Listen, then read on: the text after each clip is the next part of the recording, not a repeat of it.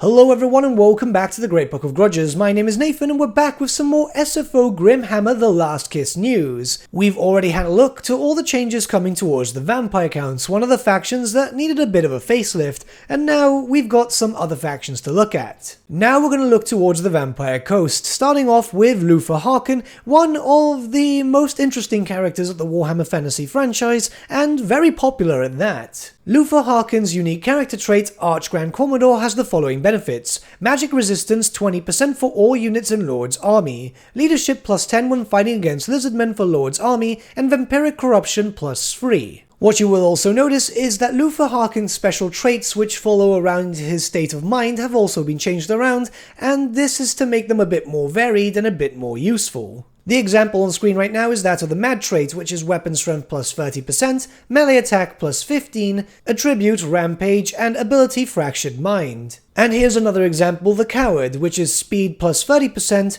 missile strength plus 30%, leadership minus 15, and finally the ability Fractured Mind. I'm not going to go over all of them as that's more fun if you discover it yourself. Luthor Harkon's own special faction effects, Captain of the Coast, has the following effects. Different campaign actions unlock unique technologies. Diplomatic relations plus 100 with the faction Followers of Nagash. Diplomatic relations minus 100 with Lizardmen. Income from ports plus 25%. Diplomatic relations minus 100 with the faction Vampire Coast Mutineers. Attribute Perfect Vigor for zombie pirate deckhands and gunnery mob units with all armies when in enemy territory. And finally, attribute Vanguard deployment for zombie pirate deckhands and gunnery mob units in own armies when in own territory. And finally, most of your income is acquired through treasure hunts, sacking settlements, and raiding. One thing that is changing for all Vampire Coast factions is that treasure hunting is going to be far more lucrative, so there's actually a reason for you to do it. As you can see here, I've got Luthor Harkon at the first treasure point that he can get, with the reward being 10,000 income and 150 infamy. That income is very useful, especially since I'm going to be fighting with a lot of lizardmen very early into my campaign. Again, for all Vampire Coast factions, they've had a little bit of a quality of life change when it comes to technology, where the beginning stuff is reduced on time,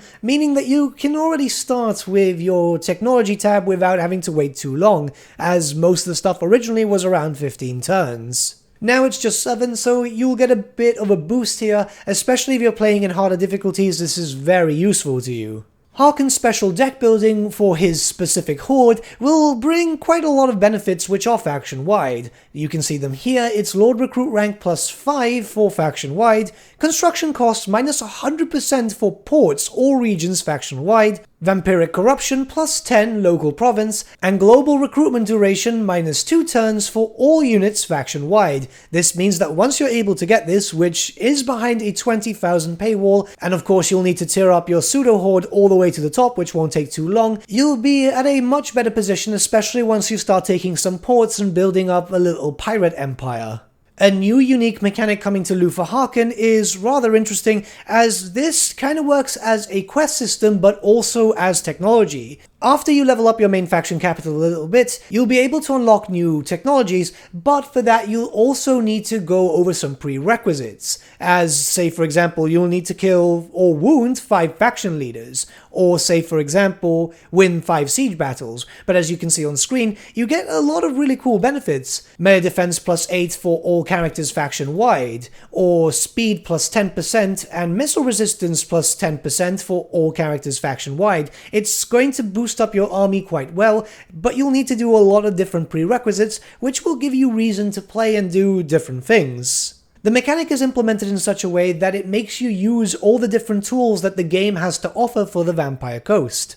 But now we're going to look at Count Noctilus, as he's all alone in the Guardian's graveyard and kinda lonely. His own unique character trait, known as Lord of Dread, has the following benefits: public order minus 3 in enemy local province, upkeep minus 25% for Necrofex Colossus units in Lord's army, and finally weapon strength plus 25% for large units in Lord's army. Large units are, say for example, the Necrofex Colossus, your big crab units, and so on, pretty much anything that constitutes as large. Whereas his unique faction effects, known as Master of the Bloody Reaver, has the following benefits: gain war declaration missions with unique rewards, diplomatic relations plus 100 with the Followers of Nagash, loyalty plus 2 for new recruits, construction costs minus 25% for ship buildings, pirate crew growth plus 5, reload time reduction plus 2% per rank achieved, and of course main source of income is the treasure hunts, sacking settlements, and raiding. Noctilus, like every other Vampire Coast legendary lord, has their own special deck. These are special landmark buildings in their pseudo-horde. The benefits for Noctilus specifically are as follows: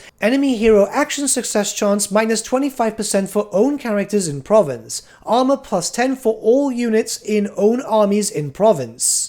Army ability Tomb Swarm for own armies faction-wide, that's the same ability that the Tomb Kings are able to use, and finally army ability Face of Death for own armies faction-wide. So not only will you benefit from this greatly, but your other armies will also benefit from this too. A quality of life change for Count Noctilus is that the Galleon's Graveyard will now provide bonus public order, which is of course very helpful as it's a one settlement province and normally you're moving around so you're not able to keep public order in check for it, especially in higher difficulties.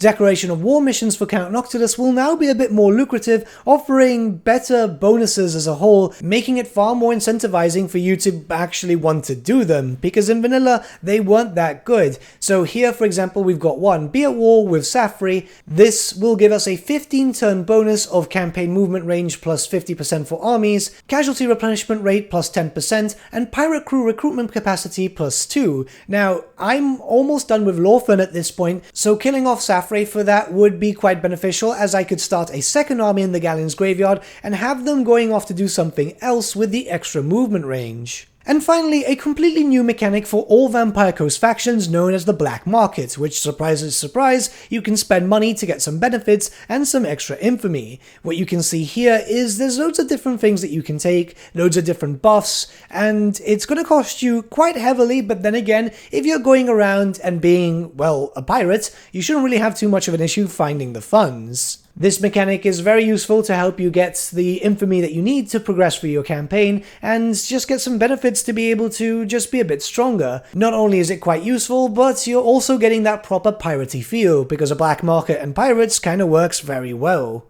Those are the general changes coming to the Vampire Coast, Count Noctilus and Luthor Harkon. When next we return, we'll be spotlighting Aranessa and Lady Diaphyn. But what do you think about the changes so far? Let me know in the comments below, as Venrus is checking them out to see for your feedback and so on, as obviously this last patch for Warhammer 2's SFO Grimhammer needs to be good, as it is the last patch. Your thoughts and criticisms are always welcome, of course. But with that, my friends, we've come to the end of our video. Thank you so much for watching. If you did enjoy the video, might I suggest giving the video a like, or even subscribing to the channel, as it really does help us out.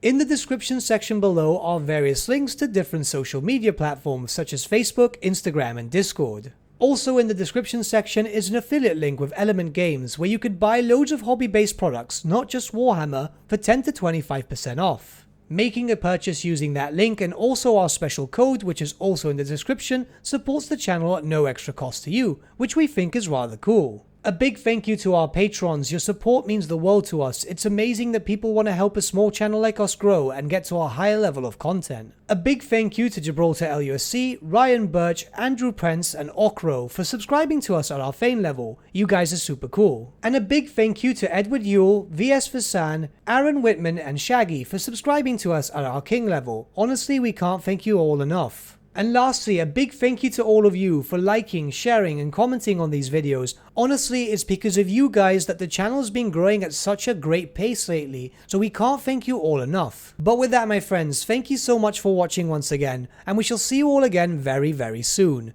Have a good day.